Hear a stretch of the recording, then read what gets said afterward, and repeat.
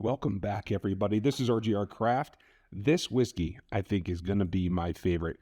I'm blind tasting Flaviar's yearly advent calendar of whiskeys, and I hope that you are enjoying this so far. If you're already with us, we're going to do number 4 right here tonight. If you missed 1 through 3, you can go back and check those out. Make sure you subscribe to the channel. Hit that like on this one if you enjoy it very much, please. And then also hit the bell if you would like to get more on our wine, whiskey, craft beer, and food, all here on RGR Craft. Gonna crack this guy in just a second. This is an Australian whiskey. Good color, at least here in the vial. And I left this out so that we could get a little bit of contrast. Definitely like the orangish hue is just starting. Not as dark as the last one we tasted. And this rings it at 43% by volume. Again, each of these is 50 mils, and I'm trying to save some for the wife. So we pour about half that out, and we're going to taste that together. This is number 4, Australian, and the nose on it is nice, pretty mellow, and doesn't have anything that's really overpowering in it.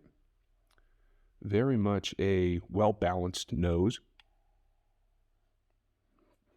Smells a little bit like an Irish that's been overaged, double-barreled.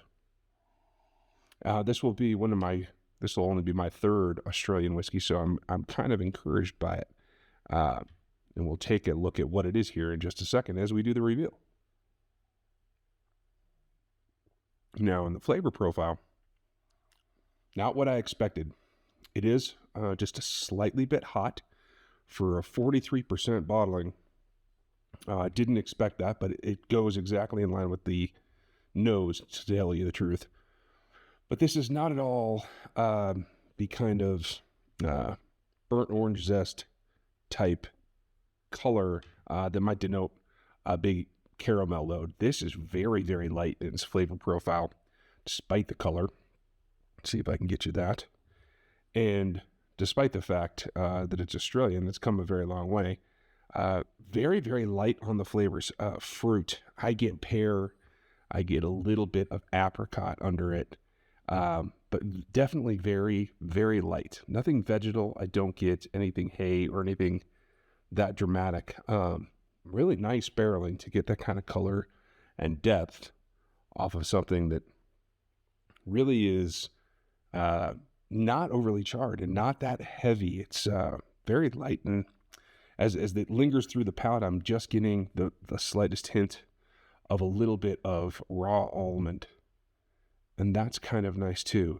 This would go very, very well with like a light fish dinner as a pre-dinner drink, and definitely for sipping. I think for someone that would be either enjoys a light dram to begin with, or you're trying to expose a novice whiskey drinker, this would be a nice option.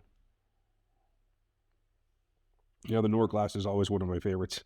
I'll let you see a little bit better when it's sitting on the table. Let's take a look at that. And from the booklet that comes with the pack, let's see where we are. We are on number 4, which is the Starward. Solera Australian Single Malt, bottled at 43%. Makes sense. A Solera is a very oversized, you wouldn't even call it a barrel. It is a finishing vat, where a much lower contact surface area, liquid to wood. And so it denotes, I think, some lesser properties. I don't know, and I'll have to go look this up, what that Solera may have been filled with previously. Figs certainly fit my profile. It is sweet and it is smooth. I did get a hint of almond.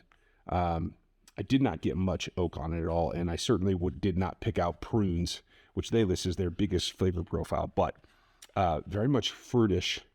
The fig certainly goes through with the pear feeling that I was having.